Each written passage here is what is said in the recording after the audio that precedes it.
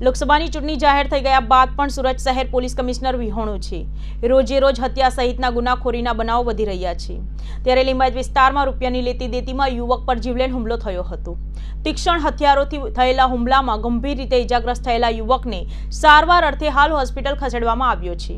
લિંબાયત વિસ્તારમાં મોડી રાત્રે રવિ નામના શખ્સ પર તીક્ષ્ણ હથિયાર વડે જીવલેણ હુમલો થયો હતો। પાન સેન્ટર પાસે સમગ્ર બનાવ બન્યો હતો। રૂપિયાની લેતી દેતીમાં હુમલો થયાની આશંકા વ્યક્ત કરવામાં આવી રહી છે। રવિ દારૂ વેચવાની સાથે સાથે રિક્ષા ચલાવતો હોવાની તેની માતાએ કહ્યું હતું।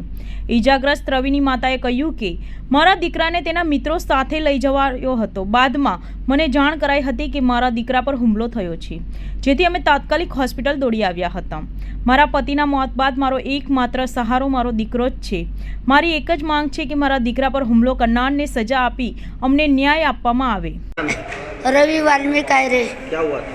उसको दो चार लोग दारू पीने लेके गए और उधर मारा मारी के चार तीन जन ने उसको तलवार से मारा, सिर पे मारा, हाथ पे मारा, इस पे मारा। मेरी बच्ची बचने जैसे नहीं। क्यों मारा? क्या कुछ पैसे से बोले 30-40 हज़ार रुपया छीन लिए उन लोग ने।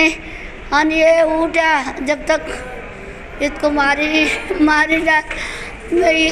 क्या ये रवि क्या काम करता था? कभी रिक्शा भी चलाता है, कभी दारू भी बेचता है, गलत लोग से ऐसा धंधा करता था। लेकिन मेरे को तो किसका ही सहारा नहीं है। 25 साल हो गया, पति मर गया, एक ही लड़का है। क्या मांग है आपकी? हाँ, क्या मांग है आपकी?